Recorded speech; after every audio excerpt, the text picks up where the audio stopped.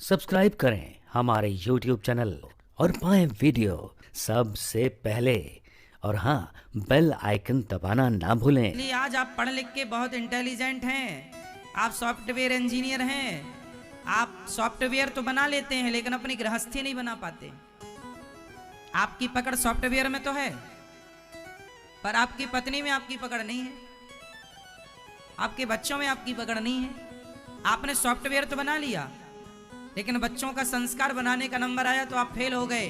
मतलब आप software engineer तो हैं लेकिन आप संस्कारों के इंजीनियर नहीं बन पाए। कंप्यूटर पर काम करना अलग है, रियल जिंदगी में काम करना अलग है। सॉफ्टवेयर डेवलप कर देना अलग विषय है, गृहस्थी डेवलप कर लेना बहुत अलग विषय है।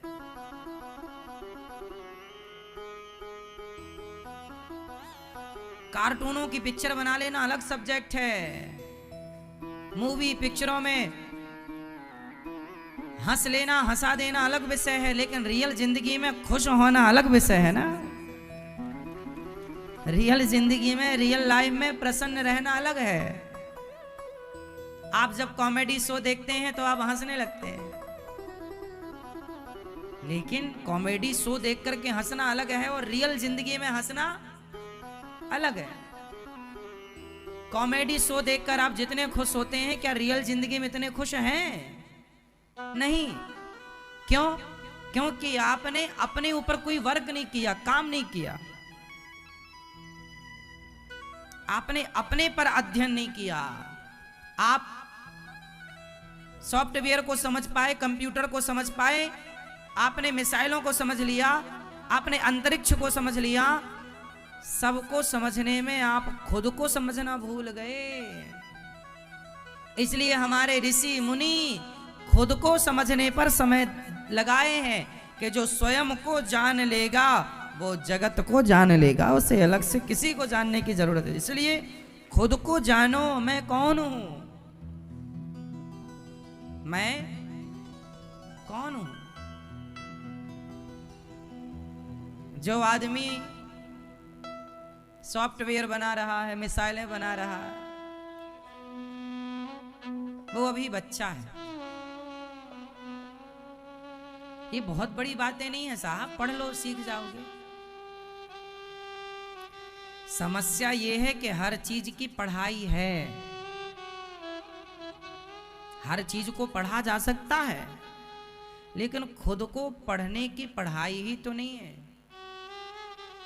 खुद को पढ़ो, आप स्वयं को पढ़ के देखो, आप कौन हैं, कहां से आए हैं, आपका इस धरती पर आने का उद्देश्य क्या है। सॉफ्टवेयर बनाना है, मिसाइलें बनाना है, परमाणु बनाना है, क्या उद्देश्य है आपका? आप इस धरती पर क्यों आए? क्या बच्चे पैदा करने आए, क्या शादी करने आए? ये तो कुत्ते बिल्ली भी कर रहे हैं। कुछ सवाल हैं जो खुद से पूछने चाहिए और ये उत्तर कोई आपको दे नहीं सकता। मैं कितना भी आपको समझा दूं, कुछ चीजें ना समझाई नहीं जा सकती, समझी जा सकती हैं। कुछ प्रश्न के उत्तर गुरुजी दे सकते हैं, कुछ प्रश्नों के उत्तर हम स्वयं को, हमें, हमारा ही प्रश्न है और उत्तर भी हमें ही देना है। कुछ सवाल ऐसे हैं जीवन में जिनके लिए प्रश्न भी हमारा है और उत्तर भी हमें ही देना है, उनके उत्तर कोई दूसरा नहीं दे सकता, क्योंकि ये विषय शब्दों का है ही नहीं ना। एक प्रश्न पूछता हूं, आप उत्तर दे पाओ तो देना। मैं आपका बेटा, माना कि आप थोड़ी देर के लिए आप सब लोग मुझे अपना बेटा मान लो, और बेटा आपसे एक सवाल करे, बेटे का एक प्रश्न है, उस प्रश्न का उत्तर इस धरती में ना किसी माँ के पास है ना किसी बाप के पास है, तो दे के दिखाओ। मैं आपका बेटा बन रहा हूं, जरा देर के लिए मान लो मुझे, और मैं एक बेटा बनकर आपसे एक सवाल कर रहा हूं, उत्तर देना, दे सको हिम्मत से तो देख के देखना। प्रश्न है मेरा। बेटा पूछता है, माँ आप मेरे से प्यार करती हो? माँ बोलेगी, हाँ बेटा बहुत प्यार करते हैं तेरे से। तो बेटा बोला, माँ यदि प्यार करती हो तो मुझे दिखाओ वो प्रेम का प्रमाण दो। अब बताओ, आप माओ के पास क्या बेटे के इस प्रश्न का उत्तर है कि प्रेम का प्रमाण दो, आप मेरे से प्यार करती हो तो इसका प्रमाण दो? है किसी मां के पास? है किसी बाप के पास? कोई बेटा आपसे पूछ ले, पिताजी आप प्यार करते हो, प्रमाण दो। है प्रमाण?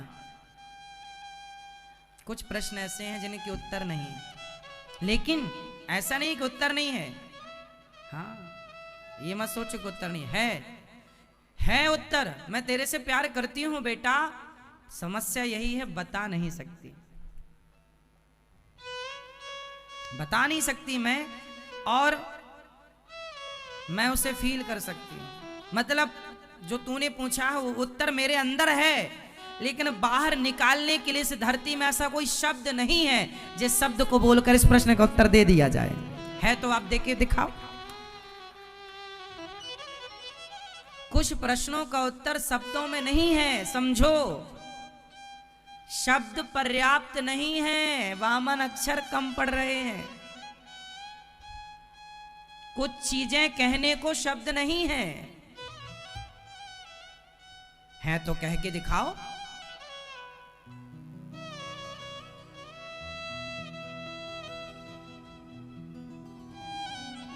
एक दूसरा सवाल,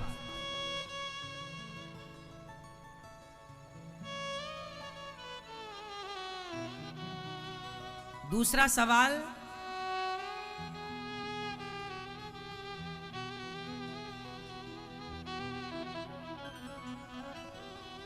भगवान का स्वरूप और स्वभाव कैसा है?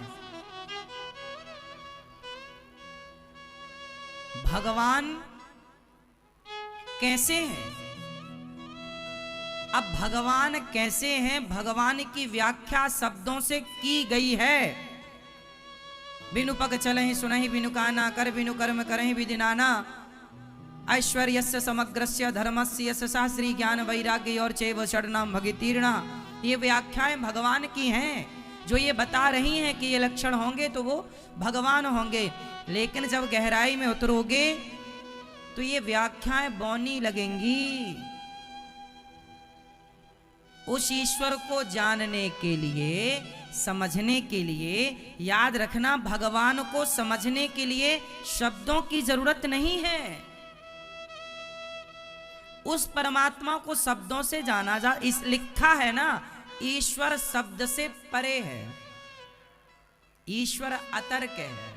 ईश्वर शब्द से, जोर से, परे। अब जो शब्द से परे है, जिसे शब्द से जाना ही नहीं जा सकता, आप उनको शब्द से जानने की कोशिश करके भी क्या पाओगे? तो कोई कुछ विषय ऐसे हैं जो शब्दों से परे हैं, इसलिए कुछ विषयों पर चुप रहना सही है, क्योंकि आपकी चुप्पी सब कुछ कह जाएगी। कई बार ना शब्द कुछ कहते हैं तो कई बार मौन भी कुछ कहता है।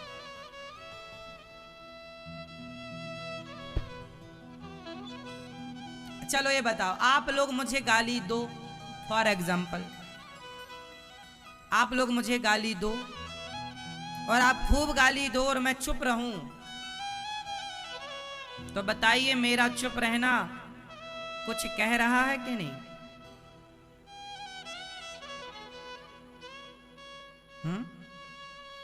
हाँ या ना? मेरा चुप रहना वहां ना कहकर भी मैं बहुत कुछ कह रहा हूं। अब ये देखो, भाषा ना बहुत गंभीर, जो मैं बोल रहा हूं ना, ये आपके कितने समझ में आएगा ये मुझे नहीं पता, लेकिन ये जो मैं बोल रहा हूं ये धरती का आखिरी सत्य बोल रहा हूं, इसके ऊपर फिर कुछ नहीं है। पढ़ने वाले ना मौन को भी पढ़ लेते हैं, समझने वाले मौन को भी समझ लेते हैं। एक राजा था, इसे कैसे लिखेंगे आप? एक अलग लिखेंगे, राजा अलग लिखेंगे और था अलग लिखेंगे। एक राजा था। तो राजा और था के बीच में क्या है? गैप है, स्पेस है। पढ़ने वाले ये स्पेस को भी पढ़ लेते हैं।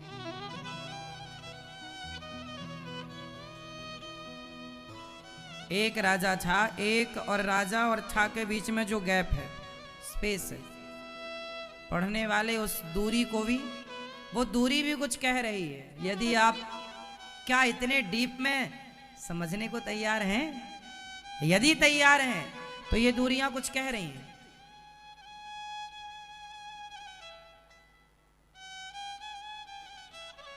कृष्ण, कृष्ण में जो का है वो का क्या कह रहा है? बहुत कुछ कह रहा है। ये देखो शब्दों के जाल हैं, उलझना मत शब्द जाल में। शब्दों के परे है परमात्मा। वो परमात्मा बोलने से नहीं, चुप रहने से प्राप्त होगा। इसलिए भगवान को पाने वाले भक्त, किसी भक्त को आप देख लेना, गवाह है इतिहास, बोलने वाले को भगवान नहीं मिले।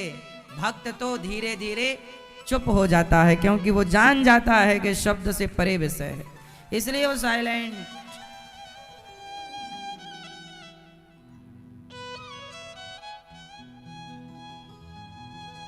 गौरांग महाप्रभु पहले पढ़ाया करते थे। चैतन्य महाप्रभु पहले शिक्षक थे, गुरुकुल में पढ़ाते थे बच्चों को। पहले बहुत बोलते थे, बहुत मजाकिया थे, बहुत ऊधम भी करते थे। लेकिन जब वो तत्व समझ में आ गया तो इतना बोलने वाले महाप्रभु अंत में बिल्कुल चुप हो गए। और उनकी चुप्पी बहुत कुछ कहती रही।